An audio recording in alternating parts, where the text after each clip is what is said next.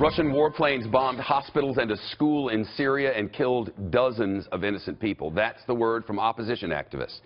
The United Nations reports at least 50 civilians died in these bombings, which also hit a clinic that Doctors Without Borders supports there in Syria. A spokesman for that group said it looked like the attack was deliberate.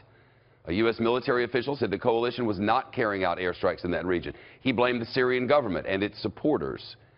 This all comes after the diplomats from Moscow and the United States brokered what they've called a cessation of hostilities in Syria's civil war. It's set to begin later this week.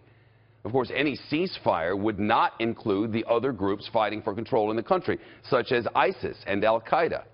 And Russia has indicated it has no plans to stop its bombing campaign in Syria. Secretary of State John Kerry has admitted that Russian airstrikes have largely been supporting the Syrian leader Bashar al-Assad. Remember what this is. This is a proxy war between the United States and Russia. That's what it is. They won't call it that because they fib, but that's what it is. In a statement today, the murderous dictator said that the ceasefire does not mean that either side has to stop using its weapons. Wonder what it does mean. Back in October, Russia called out the United States for its bombing of the Doctors Without Borders hospital in Afghanistan. At the time, the foreign ministry blamed America's indiscriminate use of weapons and called for punishment. Joining us now, the former U.S. ambassador to Ukraine, William Taylor. He was also special coordinator for Middle East transitions in the State Department, where he oversaw assistance and support to countries, including Syria. Sir, nice to see you again.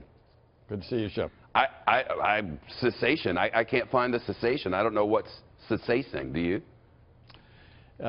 It's clearly not. You talk to people on the ground at the hospital, at schools, and bakeries. It's clearly not stopping for those poor people. What's the next move here? Because what you want to do is bring some stability, some safe areas for all of these people who are turning into refugees, and to slow down this war between the United States and Russia. What's next?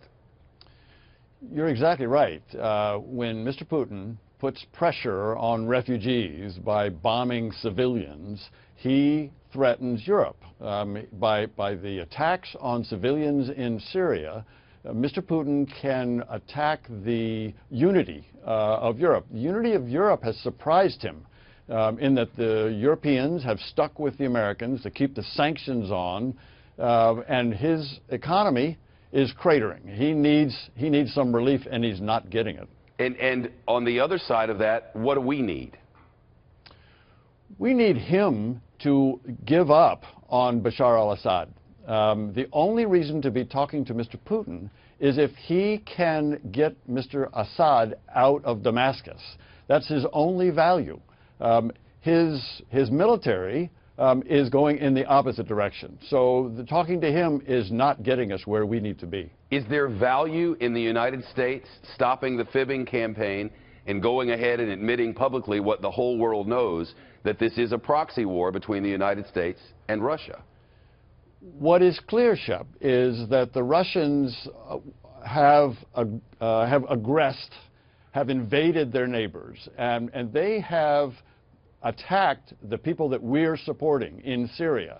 So the Russians are clearly on the other side of Ukraine, where we are trying to support a democracy. They're on the other side of the Syrian opposition that are trying to establish a democracy without Bashar al-Assad.